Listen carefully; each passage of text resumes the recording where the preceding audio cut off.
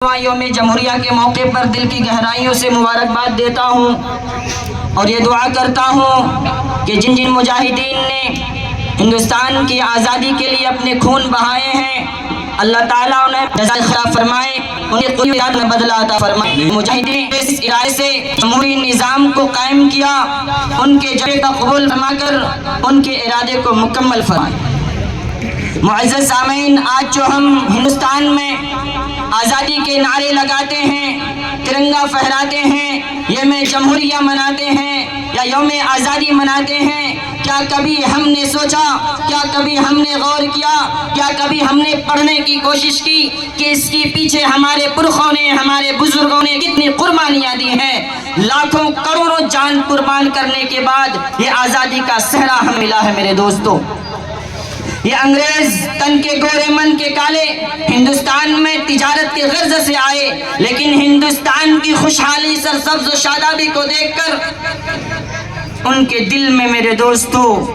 الگ ارادہ، دل ہندوستان پر قبضہ کرنے کا ارادہ، دل ہندوستان پر تجارتی برانچ اور شاخیں بڑھائیں گے،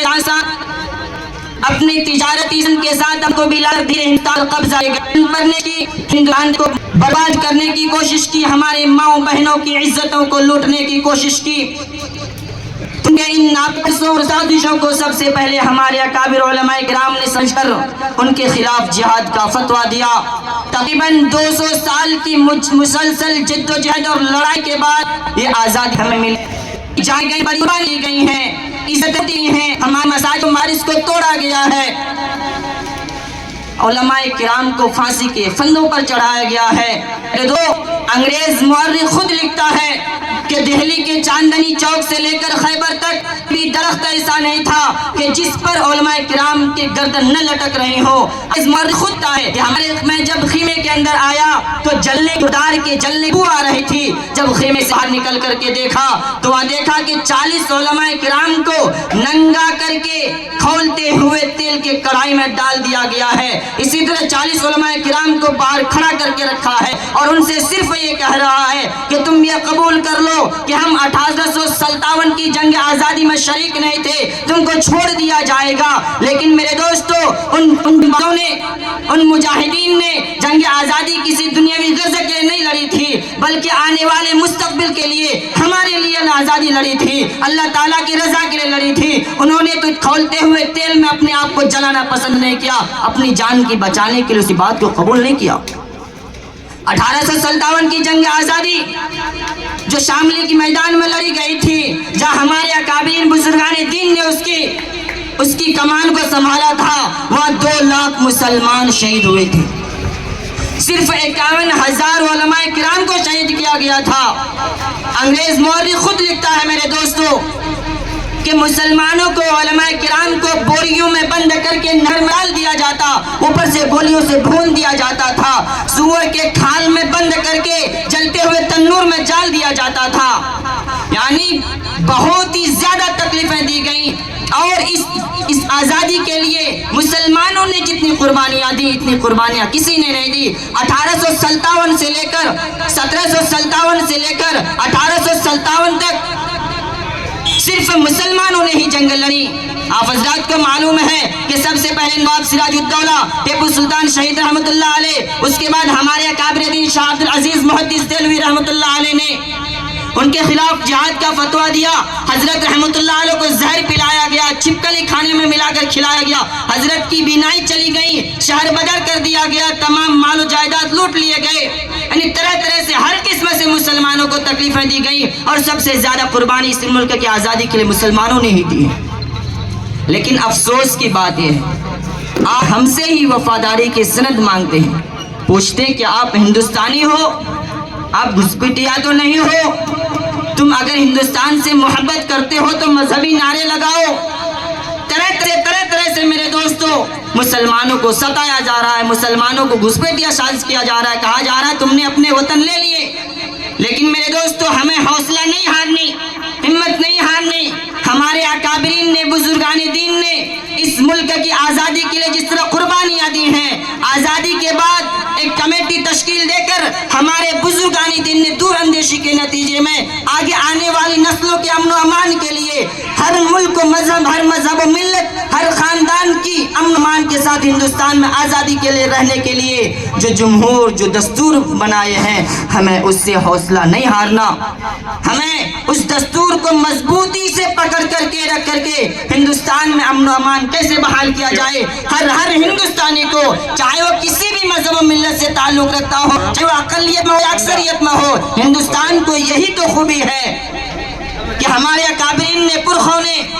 डॉक्टर भीमराव अंबेडकर की सरपरस्ती में जो कमेटी तश्कील दी गई थी, तकरीबन 3 साल मुकम्मल, 2 साल 11 महीने 17 या 18 दिन लगे हैं दस्तूर निज़ाम को मुकम्मल करने के लिए, और तकरीबन 4 करोड़ से ज़ायद रुपया खर्चा हुआ है इस निज़ाम को बनाने के लिए। निज़ाम हमें हमारे अकाबरीन ने दिया है, बोलो बाबा साहब के, ताकि हिंदुस्तान का हर शहरी, चाहे वो अकलियत में हो या अक्सरियत में हो, किसी भी मजहब से ताल्लुक रखता हो, चाहे वो अकेला ही क्यों ना हो, अपनी मजहब आज़ादी के साथ हिंदुस्तान की दस्तूर और आइन में रहते हुए मुकम्मल तौर पर आज़ादी के साथ इन हिंदुस्तान में जिए। लेकिन आज फिरका परस्त ताकतें, अक्सरियत ताकतें अकलियतों को, कमजोरों को हर तरह से दबाने की कोशिश कर रहे हैं। लेकिन मेरे दोस्तों, हमें जोश में भी नहीं आना, बल्कि अपने आइन के मुआफिक रहते हुए हर किस्म की लड़ाई लड़ना है। हमारी जमहूरियत का मतलब तो यही है, जमहूरी निज़ाम का मतलब भी यही है कि आवाम ये फैसला करेगी कि हमारा हाकिम कौन होगा, हमारा बादशाह कौन होगा, हमारे लिए हमारे हक में सही फैसले करने वाले कौन होंगे, हमारी मुल्क की ताज़ीम और तरक्की करने वाला कौन होगा। जमहूरियत का मतलब ही यही है। यहाँ किसी को इख्तियार नहीं कि अपने बेटे को हाकिम बना दे, अपने किसी रिश्तेदार को हाकिम बना दे, बल्कि ये इख्तियार हमारे बुजुर्गों ने, पुरखों ने जमहूरी निज़ाम कायम करके हमारे हाथ में रखा है। ये वह है कि आज खुद प्रधानमंत्री भी कोई ऐसा हुक्म की सादिर करता है, कोई ऐसा कानून पास करता है जो हिंदुस्तान के आइन के खिलाफ हो, तो मेरे दोस्तों एक मामूली से मामूली आदमी प्रधानमंत्री के खिलाफ आवाज उठाता है, क्योंकि दस्तूर ने हमें ताकत दिया है। जिंदाबाद जिंदाबाद जिंदाबाद जिंदाबाद, सारे जहां से अच्छा हिंदुस्तान हमारा, सारे जहां से अच्छा हिंदुस्तान हमारा, हम बुलबुले हैं इसके, हिंदुस्तान हमारा। तो मेरे दोस्तों, बातें हम सुनते हैं, सुनाते रहते हैं, पढ़ते हैं, पढ़ाते रहते हैं, लेकिन मेरे दोस्तों असल जमहूरियत की जो ताकत है कि जमहूरी निज़ाम किस तरह कायम रहे, अमन व अमान किस तरह बहाल रहे, इसके लिए हम हर शख्स को मेरे दोस्तों जो कुर्बानी देनी पड़े, इसके लिए हमें तैयार रहने की ज़रूरत है। ये निज़ाम, ये दिन हमें यही पैगाम देते हैं कि हमारे पुरखों ने, बुजुर्गों ने, अकाबरीन ने, पूरे हिंदुस्तान के हर मजहब के लोगों ने मिलकर अपनी जान माल की कुर्बानी दे करके हिंदुस्तान को आज़ाद किया, और अपनी दूर अंदेशी के नतीजे में जमहूरी निज़ाम कायम करके हमें ये इख्तियार दिया है कि हर हिंदुस्तानी जमहूरी निज़ाम के तहत हिंदुस्तान को तामीर और तरक्की कैसे करा सकता है, और हिंदुस्तान हर हिंदुस्तानी को, चाहे वो किसी भी मजहब और मिल्लत से ताल्लुक़ रखता हो, चाहे वो अक़लियत में से हो, अक्सरियत में से हो, अमन व अमान के साथ हिंदुस्तान में किस तरह रहता है, हमें इसी की जद्दोजहद करनी है, इसी की कोशिश करनी है। अल्लाह ताला हमें इस जमहूरी निज़ाम के साथ हिंदुस्तान में बाकी रहने और इस मुल्क को तरक्की और तामीर करने की तौफीक अता फरमाए। व आखिरु दअवाना जिंदाबाद जिंदाबाद हिंदुस्तान जिंदाबाद, जिंदाबाद जिंदाबाद हिंदुस्तान जिंदाबाद, सारे जहां से अच्छा हिंदुस्तान हमारा, सारे जहां से अच्छा।